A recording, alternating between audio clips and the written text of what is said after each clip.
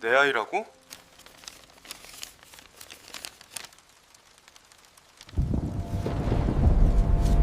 사연 시작 전에 좋아요와 구독으로 응원해 주시면 큰 힘이 됩니다.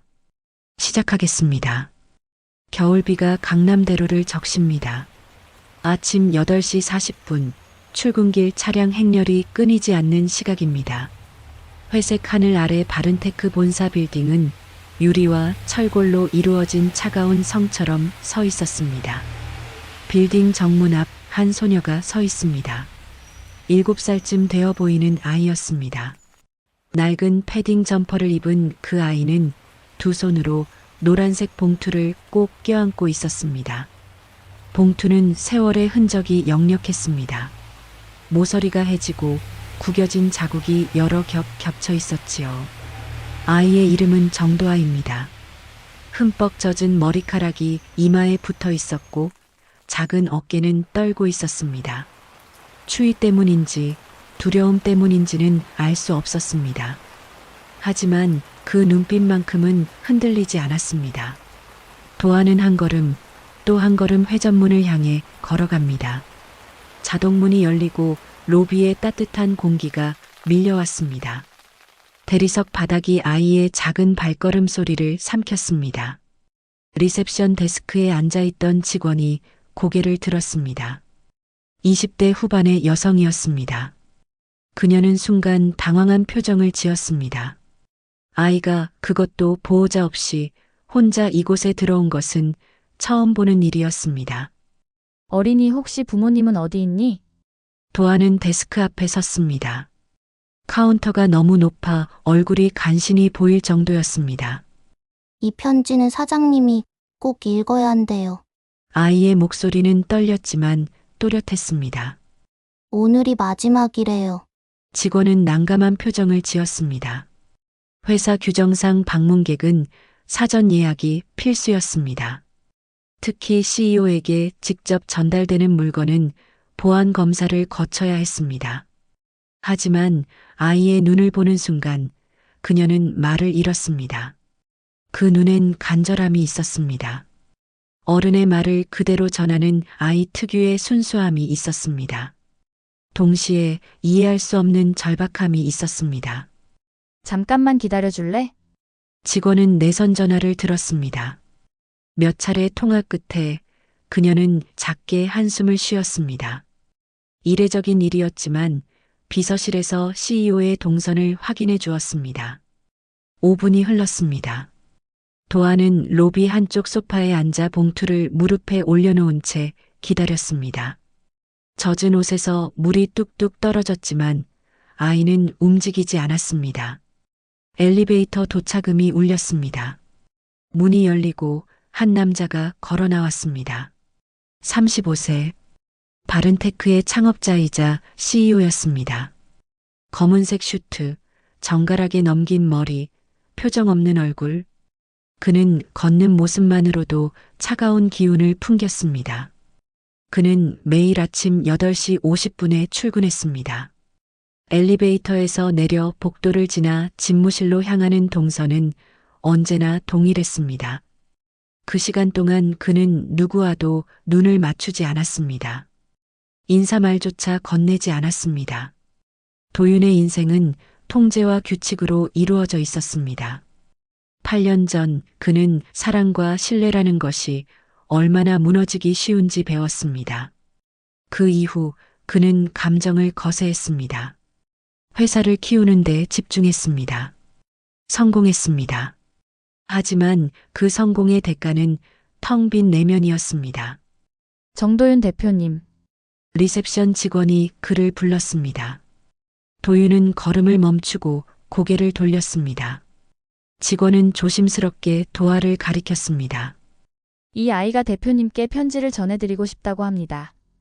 도윤의 시선이 소녀에게 향했습니다. 그 순간이었습니다. 낯선 전율이 그의 등을 타고 올랐습니다. 아이의 얼굴을 보는 순간 무언가가 가슴속에서 흔들렸습니다.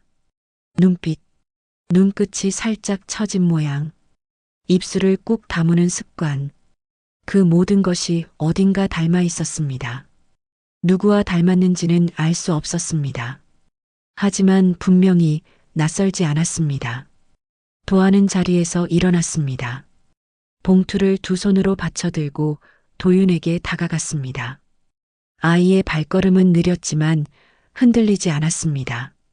아저씨가 정도윤 사장님이에요? 도윤은 대답 대신 고개를 끄덕였습니다. 엄마가 이 편지를 꼭 드리래요. 오늘 안 해요.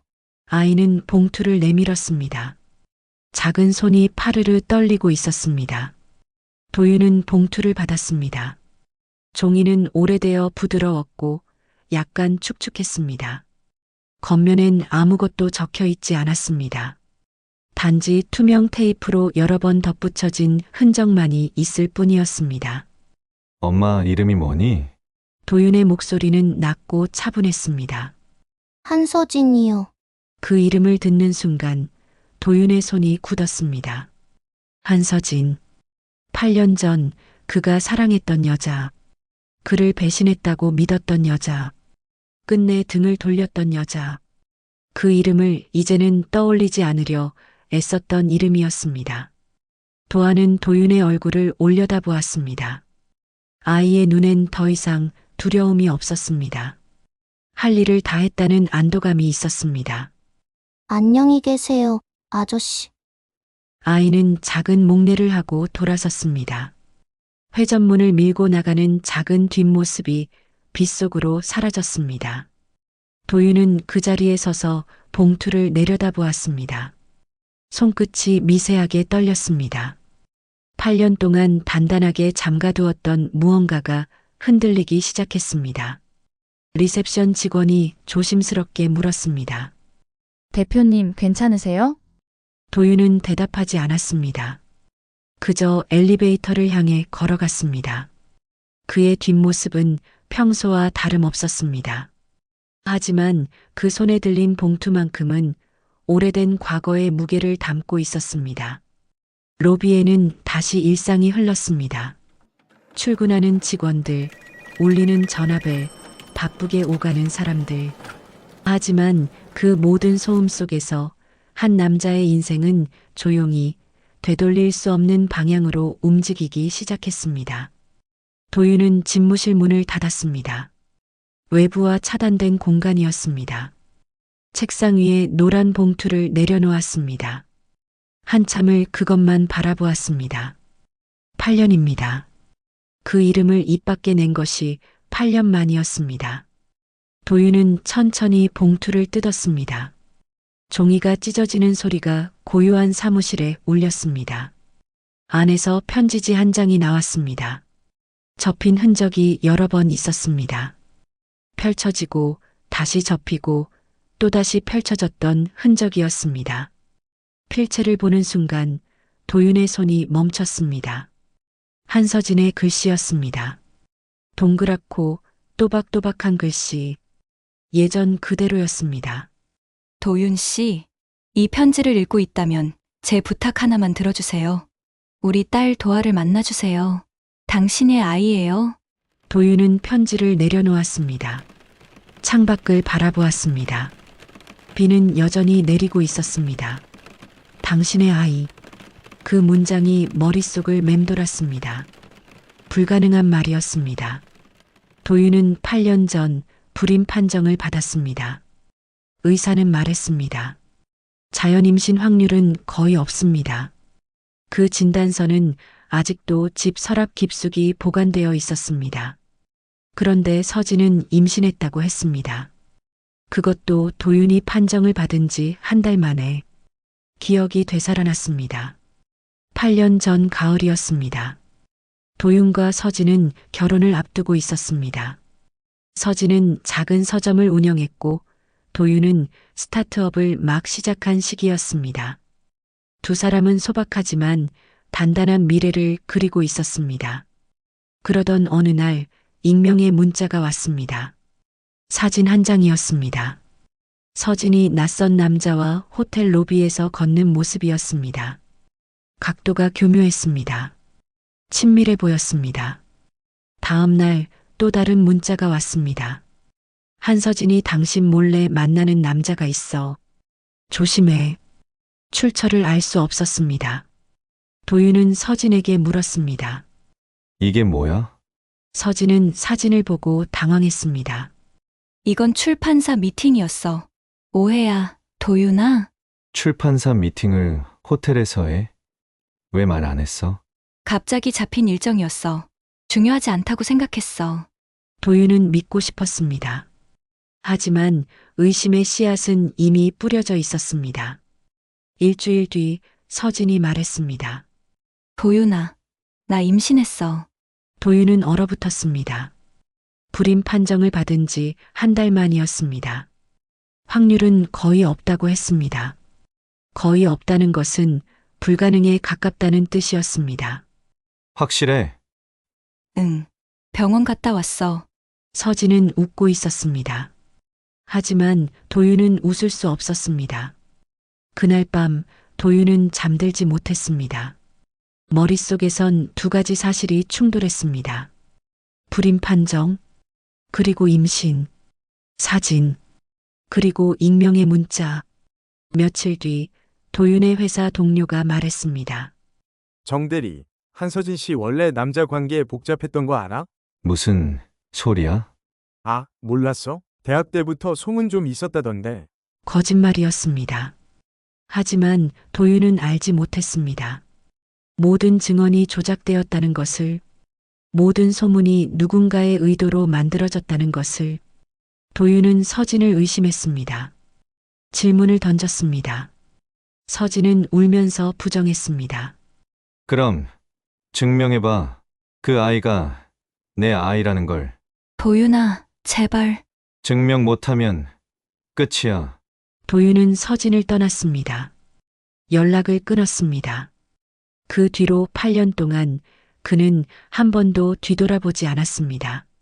아니, 뒤돌아볼 수 없었습니다. 배신당했다고 믿었기 때문이었습니다.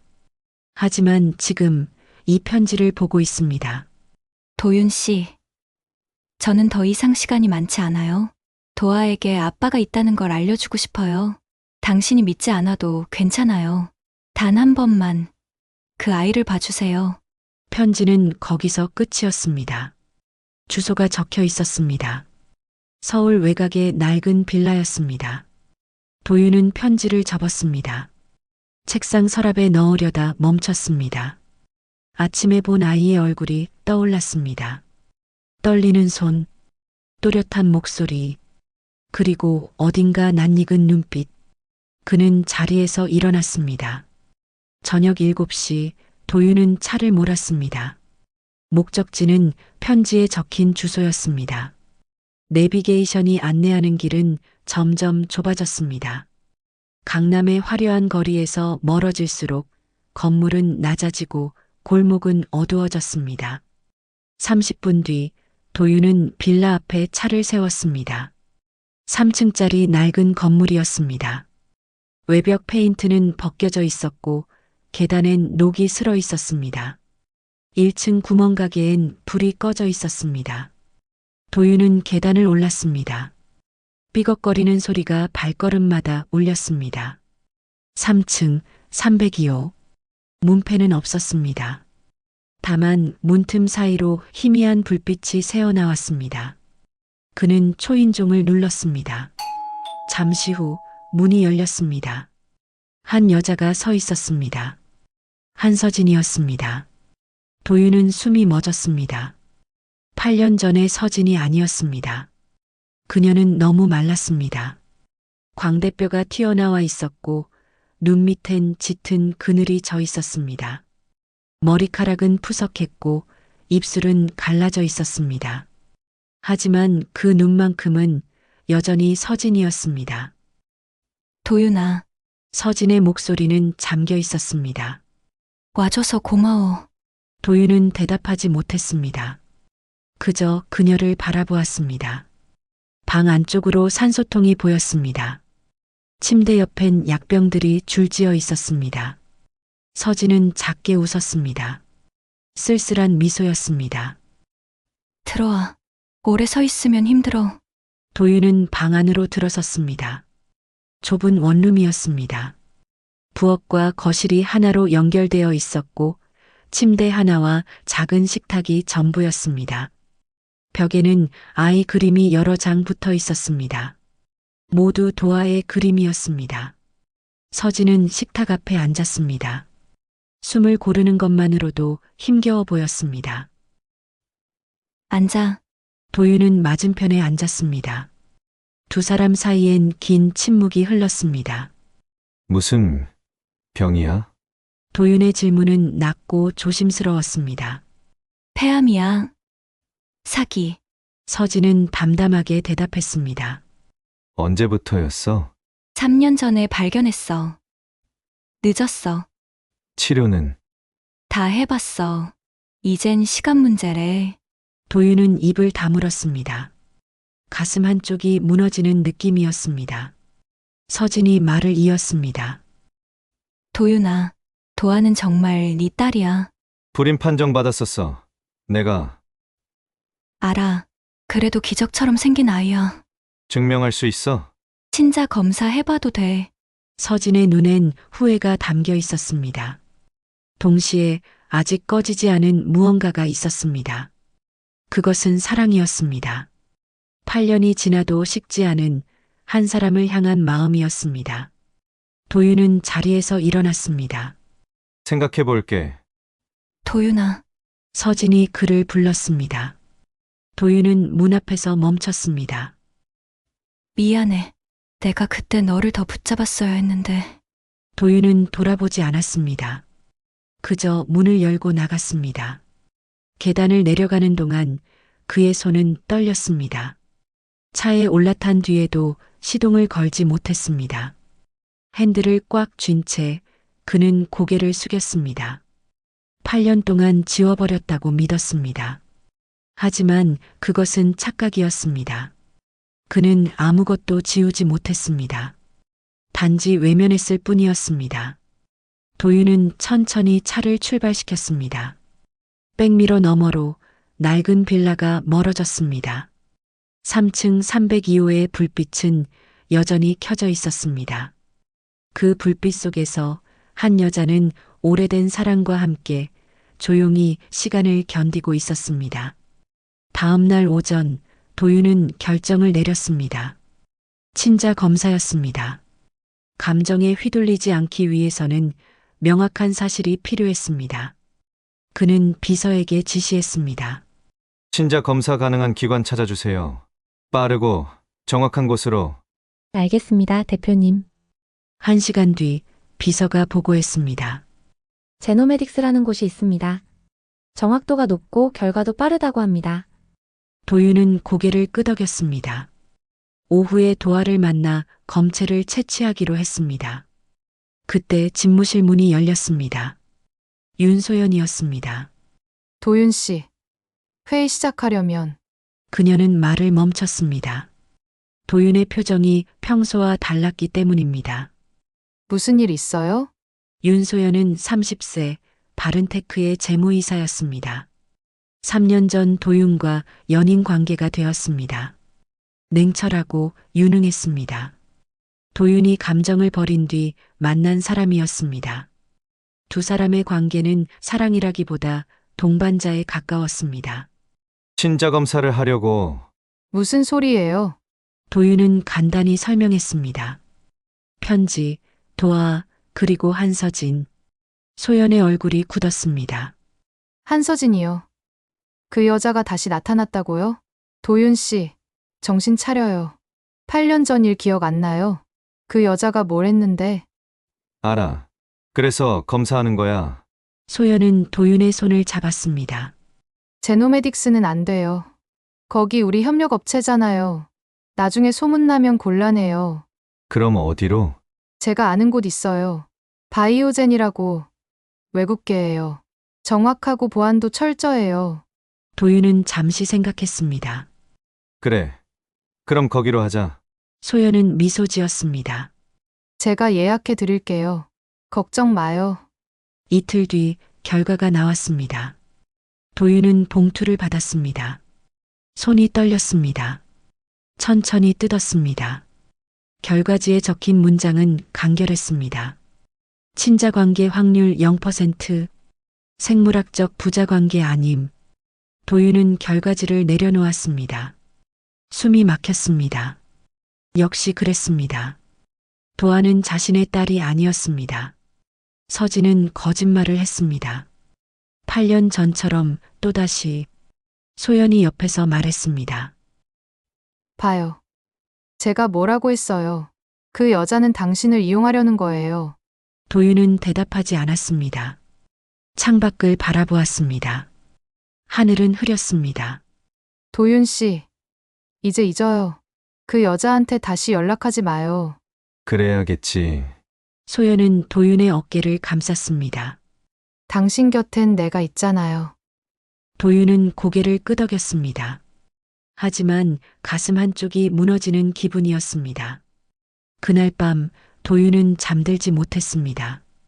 결과지를 다시 꺼내 읽었습니다. 읽고 또 읽었습니다. 뭔가 이상했습니다. 결과 통보가 너무 빨랐습니다. 보통 친자 검사는 3일에서 5일 걸린다고 들었습니다. 하지만 이틀 만에 나왔습니다. 그리고 소연의 반응이 묘했습니다. 결과를 보기도 전에 그녀는 이미 확신하고 있었습니다. 도윤은 자리에서 일어났습니다. 노트북을 켰습니다. 바이오젠을 검색했습니다. 깔끔한 회사 홈페이지가 나왔습니다. 하지만 이상했습니다. 설립 연도가 1년 전이었습니다. 직원 소개도 모호했습니다.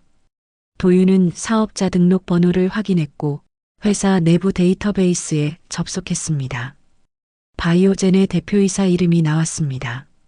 윤소연. 도윤의 손이 멈췄습니다. 소연의 이름이었습니다. 그녀가 대표로 있는 회사였습니다.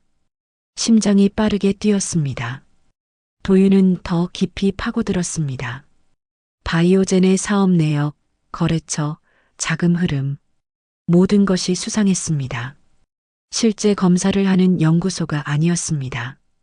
서류상으로만 존재하는 유령 회사에 가까웠습니다. 도윤은 노트북을 닫았습니다. 온몸에 소름이 돋았습니다. 조작? 그 단어가 머릿속을 채웠습니다. 다음 날 아침, 도윤은 독립적인 검사기관을 찾았습니다. 서울대병원 산하 유전자 검사센터였습니다. 공신력이 있는 곳이었습니다. 그는 직접 방문했고 재검을 의뢰했습니다. 언제 결과 나올까요? 5일 정도 걸립니다. 빨리 해주실 수 있나요? 급한 일이라서요. 도윤은 고개를 숙여 인사했습니다. 사흘이 지났습니다. 도윤은 회사에 있었지만 일이 손에 잡히지 않았습니다. 소연은 평소처럼 업무 보고를 했습니다. 도윤은 그녀의 얼굴을 보았습니다. 아무 표정도 읽을 수 없었습니다. 나흘째 되는 날 저녁 전화가 왔습니다. 정도윤 씨, 검사 결과 나왔습니다. 결과가 어떻게 됩니까? 친자 관계 확률 99.99%입니다. 생물학적 부녀 관계 맞습니다. 도윤은 전화를 놓았습니다. 손에서 힘이 빠졌습니다. 도아는 자신의 딸이었습니다. 첫 번째 검사는 조작이었습니다. 윤소연이 했습니다. 도윤은 자리에서 일어났습니다. 분노가 치밀어 올랐습니다. 동시에 또 다른 의문이 떠올랐습니다. 8년 전 서진을 의심하게 만든 모든 증거들, 사진, 문자, 소문, 증언. 도윤은 책상 서랍을 열었습니다. 오래된 파일을 꺼냈습니다. 8년 전 그가 모았던 자료들이었습니다. 사진, 문자 기록, 증언 메모. 하나씩 다시 살펴보았습니다. 사진 속 남자. 당시에는 몰랐지만 지금 보니 각도가 이상했습니다. 합성처럼 보였습니다. 익명의 문자. 발신 번호를 추적했던 기록이 있었습니다. 당시에는 추적 실패로 끝났습니다. 하지만 지금 그 번호를 다시 보니 낯익었습니다. 도윤은 자신의 연락처를 확인했습니다. 그 번호는 윤소연의 옛 번호였습니다. 소문을 퍼뜨렸던 동료. 지금은 퇴사했지만 기록을 확인하니 윤소연과 같은 대학 출신이었습니다. 모든 퍼즐이 맞춰졌습니다. 8년 전부터 윤소연은 계획을 짰습니다. 서진을 제거하고 도윤 곁에 자리 잡기 위해. 이번에도 마찬가지였습니다. 서진이 다시 나타나자 그녀는 또다시 조작했습니다. 도윤은 책상을 쳤습니다. 소리가 사무실에 울렸습니다. 8년. 그는 8년 동안 거짓을 믿었습니다. 사랑하는 사람을 의심했습니다. 등을 돌렸습니다. 서진은 혼자 아이를 낳았습니다. 혼자 키웠고 병들었습니다. 그 모든 시간 동안 도윤은 없었습니다. 그의 잘못이었습니다. 진실을 찾으려 하지 않았습니다. 편한 의심을 택했습니다. 도망쳤습니다. 도윤은 고개를 떨구었습니다. 눈시울이 뜨거워졌습니다. 하지만 지금은 무너질 때가 아니었습니다. 그는 재킷을 입었습니다. 사무실을 나섰습니다. 서진에게 가야 했습니다. 무릎 꿇고 사과해야 했습니다. 그리고 윤소연에게는 그녀가 저지른 일에 대한 대가를 치르게 해야 했습니다. 도윤의 눈빛이 변했습니다. 혼란은 사라졌고 이제 그에게 남은 것은 확신뿐이었습니다. 진실을 되찾기 위한 되돌릴 수 없는 결심이었습니다.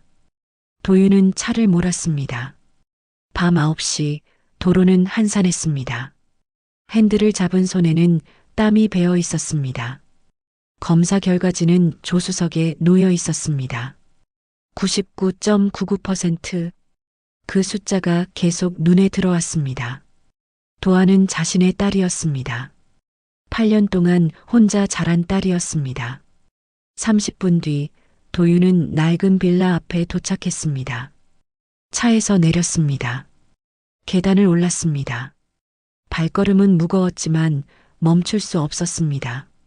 3층 302호. 도윤은 초인종을 눌렀습니다. 문이 열렸습니다. 서진이 서 있었습니다. 그녀는 도윤을 보고 놀란 표정을 지었습니다. 도윤아? 들어가도 될까? 서진은 고개를 끄덕이며 문을 열어주었습니다. 도윤은 방 안으로 들어갔습니다. 좁은 공간이었습니다. 하지만 이번엔 달랐습니다. 벽에 붙은 도화의 그림들, 작은 책상, 낡은 인형, 모든 것이 눈에 들어왔습니다. 서진은 침대에 앉았습니다. 숨을 고르는 것조차 힘들어 보였습니다. 도윤은 그 앞에 섰습니다. 잠시 망설였습니다. 그리고 천천히 무릎을 꿇었습니다. 도윤아, 뭐 하는 거야? 서진아, 도윤의 목소리는 떨렸습니다. 미안해. 서진은 입을 다물었습니다. 8년 전 나는 너를 의심했고 증거를 찾으려는 노력도 안 했어. 도윤은 고개를 숙였습니다. 도아를 혼자 낳게 했고 혼자 키우게 했고 그 모든 시간 동안 나는 없었어. 도윤아, 모든 게 조작이었어. 사진도 소문도 증언도 전부 윤소연이 만든 거짓이었어. 서진의 눈이 커졌습니다. 재검사를 했고 도아는 내 딸이 맞았어. 도윤은 주머니에서 검사 결과지를 꺼냈습니다. 서진에게 건넸습니다. 서진은 떨리는 손으로 종이를 받았습니다. 읽었습니다. 눈시울이 붉어졌습니다. 이제야 믿는 거야? 늦었지. 너무 많이 늦었지. 도윤의 목소리가 갈라졌습니다. 하지만 지금이라도 바로 잡고 싶어. 서진은 눈물을 흘렸습니다.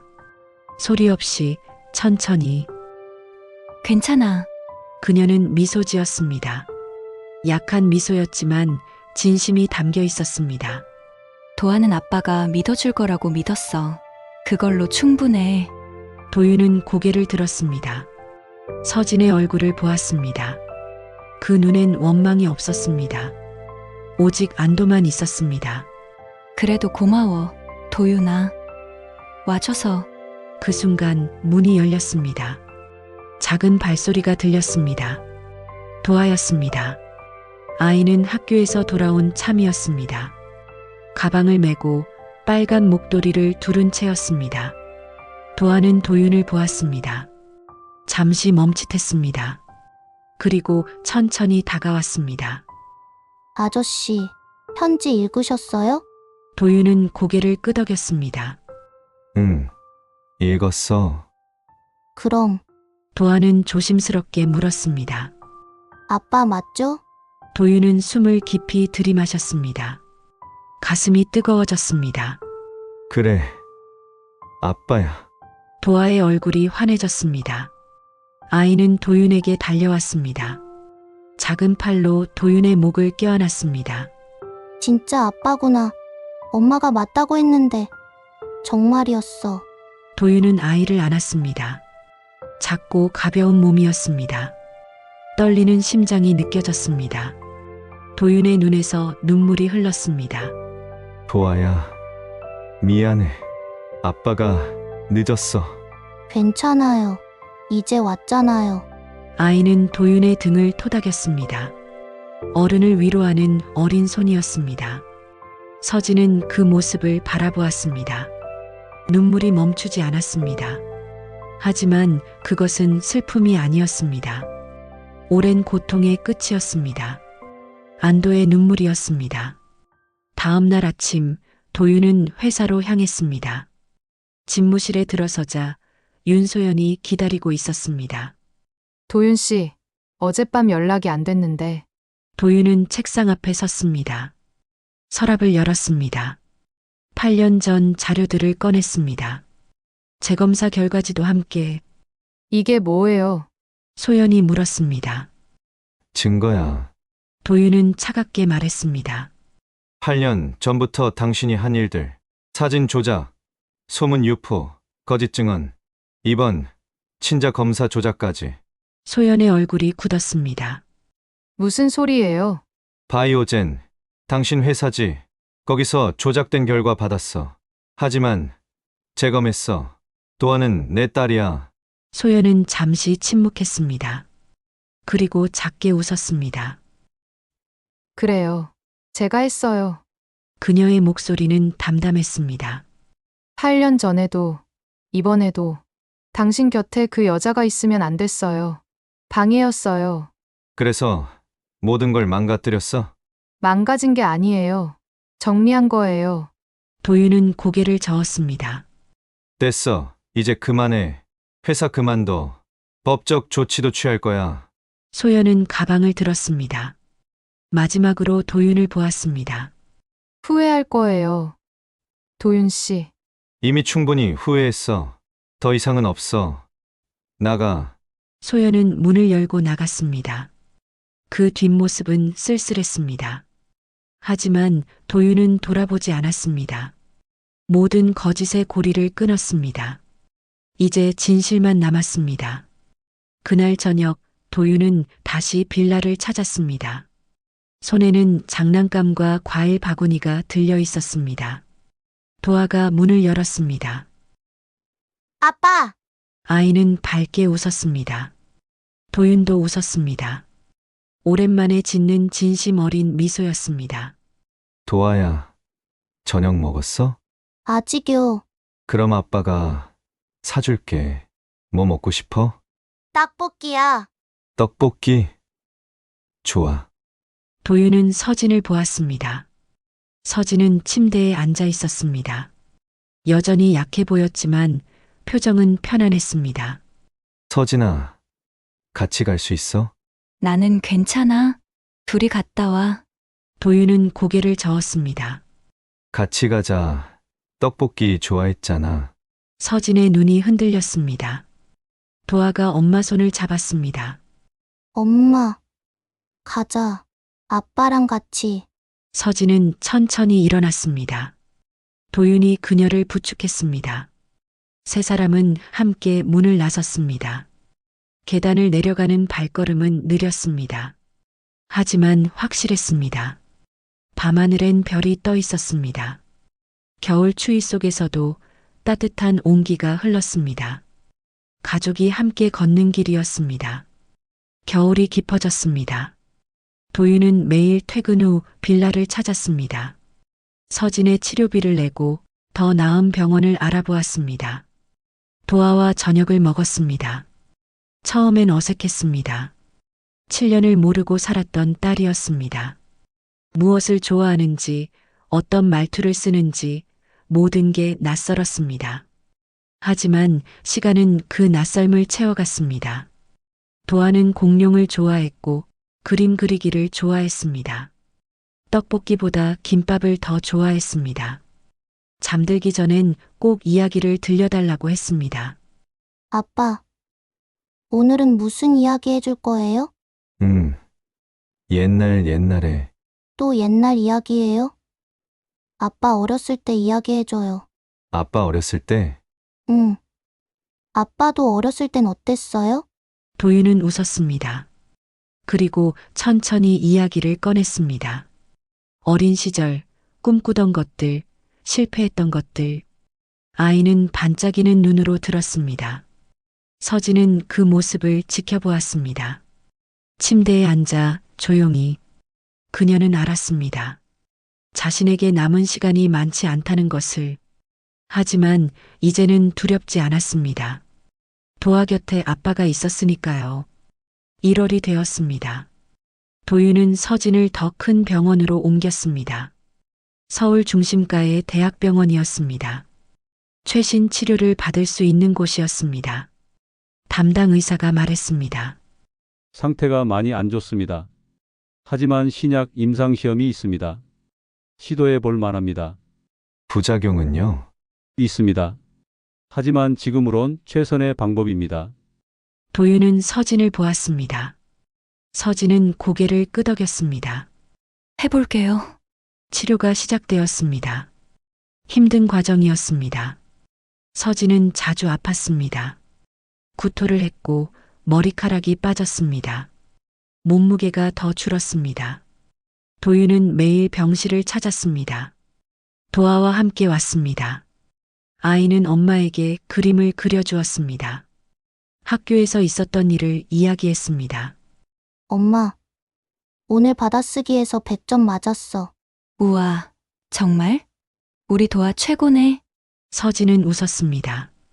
약한 미소였지만 진심이 담겼습니다. 2월이 지나갔고 3월이 왔습니다. 어느 날 의사가 말했습니다. 검사 결과가 나왔습니다. 도윤과 서진은 긴장했습니다. 종양이 많이 줄었습니다. 치료 반응이 좋습니다. 두 사람은 숨을 내쉬었습니다. 계속 이 상태를 유지하면 완전 관해도 가능합니다. 서진의 눈에 눈물이 고였습니다. 도윤은 그녀의 손을 잡았습니다. 할 수 있을 거야. 응. 봄이 왔습니다. 벚꽃이 피었습니다. 서울거리는 분홍빛으로 물들었습니다. 5월 서진은 퇴원했습니다. 완전관의 판정을 받았습니다. 암세포가 더 이상 검출되지 않았습니다. 기적 같은 일이었습니다. 도윤은 서진과 도아를 데리고 새 집으로 갔습니다. 강남의 아파트였습니다. 넓고 밝은 거실, 도아를 위한 방, 서진을 위한 방. 모든 것이 준비되어 있었습니다. 여기가 우리 집이에요? 도아가 물었습니다. 응. 우리 집이야. 도윤이 대답했습니다. 아이는 집안을 뛰어다녔습니다. 웃음소리가 울렸습니다. 서진은 거실에 섰습니다. 창밖으로 한강이 보였고 햇살이 부서지고 있었습니다. 도윤아, 응. 고마워. 아니야. 내가 늦게 와서 미안해. 그리고 고마워. 서진의 목소리는 떨렸습니다. 도윤은 그녀의 어깨를 감쌌습니다. 그날 밤 도윤은 도아를 재웠습니다. 아이는 새 침대가 마음에 드는지 계속 웃었습니다. 아빠, 여기 진짜 좋아. 그래? 다행이다. 우리 여기 계속 살 거지? 응. 계속. 도아는 이불을 턱까지 끌어올렸습니다. 그리고 조심스럽게 물었습니다. 아빠, 응, 아빠가 엄마랑 결혼하면 좋겠어. 도윤은 미소 지었습니다. 그래. 왜? 그럼 우리 진짜 가족이잖아. 엄마, 아빠, 나 셋 다 같은 성 쓰고. 같은 성? 그럼 완전 가족이야. 도윤은 아이의 머리를 쓰다듬었습니다. 좋은 생각이네. 아빠도 그러고 싶어. 진짜? 응, 진짜. 도아는 환하게 웃었습니다. 그리고 눈을 감았습니다. 곧 고른 숨소리가 들렸습니다. 도윤은 자리에서 일어났습니다. 거실로 나왔습니다. 서진이 소파에 앉아 있었습니다. 서진아, 응, 나랑 결혼해 줄래? 서진은 눈을 크게 떴습니다. 도윤은 무릎을 꿇었습니다. 주머니에서 작은 상자를 꺼냈습니다. 반지가 들어 있었습니다. 8년 전에 했어야 할 일이야. 너무 늦어서 미안해. 서진의 눈에 눈물이 고였습니다. 도윤아, 대답해 줄래? 서진은 고개를 끄덕였습니다. 눈물을 닦으며 웃었습니다. 응. 그러자. 도윤은 반지를 서진의 손가락에 끼웠습니다. 그리고 그녀를 안았습니다. 두 사람은 오랫동안 그렇게 있었습니다. 창밖으로 밤하늘이 펼쳐져 있었습니다. 별들이 반짝였습니다. 그해 6월 한강변 작은 예식장. 하객은 많지 않았습니다. 가까운 사람들만 왔습니다. 도윤의 동료들, 서진의 친구들, 그리고 도아. 도아는 하얀 드레스를 입었습니다. 꽃바구니를 들고 있었습니다. 도아야, 준비됐어? 응. 아이는 통로를 걸었습니다. 꽃잎을 뿌렸습니다. 사람들이 미소 지었습니다. 서진이 들어왔습니다. 하얀 드레스를 입은 그녀는 아름다웠습니다. 머리카락이 다시 자랐습니다. 뺨에는 혈색이 돌았습니다. 도윤은 그녀를 바라보았습니다. 가슴이 벅찼습니다. 서진은 도윤 앞에 섰습니다. 주례가 말했습니다. 어려움을 이겨낸 두 분을 축하합니다. 이제 서로를 평생의 반려자로 맞이하시겠습니까? 네. 네. 두 사람이 동시에 대답했습니다. 그럼 반지를 교환하십시오. 도윤과 서진은 반지를 끼워 주었습니다. 이제 키스하셔도 좋습니다. 두 사람은 입을 맞췄습니다. 박수가 터졌습니다.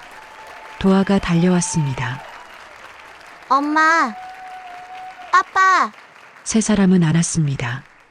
도아가 가운데 있었고 도윤과 서진이 양옆에서 감쌌습니다. 카메라 플래시가 터졌습니다. 그 순간이 사진으로 남았습니다. 피로 연장 입구엔 액자가 하나 걸려 있었습니다. 액자 속엔 문장이 적혀 있었습니다.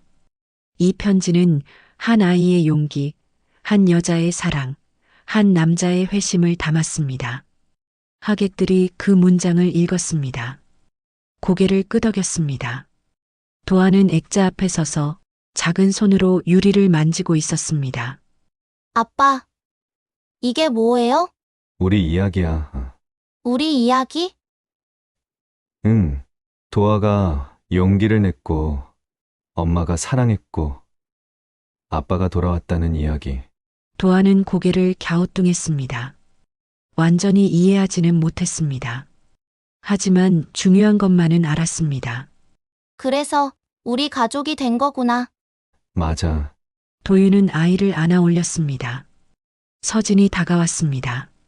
세 사람은 액자 앞에서 함께 사진을 찍었습니다. 그 사진은 나중에 거실벽에 걸렸습니다. 집으로 돌아오는 모든 이들을 맞이하는 사진이 되었습니다. 저녁이 되었습니다. 하객들이 떠났습니다. 도윤과 서진 그리고 도아는 한강변을 걸었습니다. 석양이 지고 있었습니다. 하늘은 주황빛으로 물들었습니다. 도아는 앞서 뛰었습니다. 엄마, 아빠, 빨리 와요. 천천히 뛰어. 도아야. 서진이 소리쳤습니다. 도윤은 서진의 손을 잡았습니다. 행복해? 응. 너무. 나도. 두 사람은 걸었습니다. 천천히 함께. 도아가 돌아보며 손을 흔들었습니다.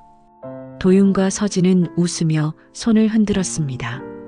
세 사람의 그림자가 강변에 길게 드리웠습니다. 하나가 아닌 셋이었습니다. 하지만 그 그림자들은 서로 겹쳐져 있었습니다. 가족의 모습이었습니다. 8년의 시간, 오해와 고통, 이별과 재회, 모든 것을 지나 이제 그들은 함께였습니다. 완전하지 않을지 몰라도 진심이었습니다. 늦었지만 포기하지 않았습니다. 그래서 아름다웠습니다. 해가 완전히 지고 밤이 왔습니다. 하지만 세 사람이 걷는 길엔 여전히 빛이 있었습니다. 서로를 비추는 사랑의 빛이었습니다. 그 빛은 오래도록 꺼지지 않을 것입니다.